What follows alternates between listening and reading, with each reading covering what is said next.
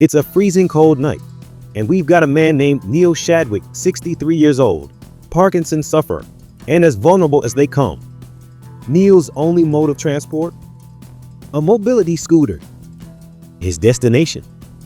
A Tesco Superstore, because where else would you be going at the crack of dawn?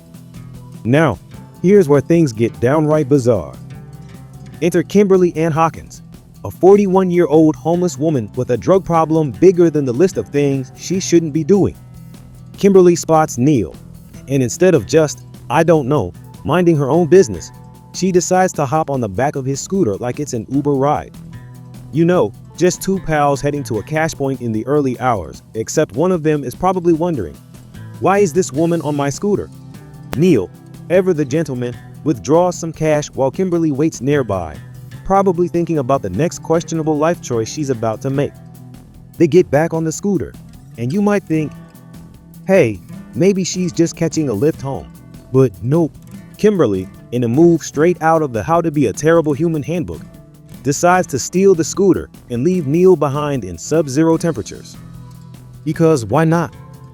Now, if you're thinking, surely she felt bad and came back, let me stop you right there. Kimberley did not look back. Not once. It's like she thought Neil was just going to magically teleport home or something.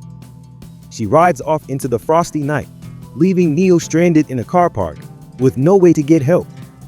And let's not forget, it's freezing cold, like I can see my breath and my soul leaving my body cold.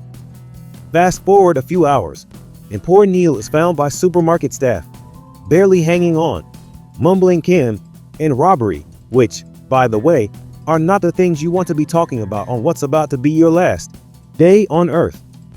He's rushed to the hospital, but sadly, it's too late. Kimberley's little joyride had fatal consequences. So, what does Kimberley do after all this? She hides. Because when you've just stolen a mobility scooter and left someone to die, hiding is obviously the responsible thing to do, right?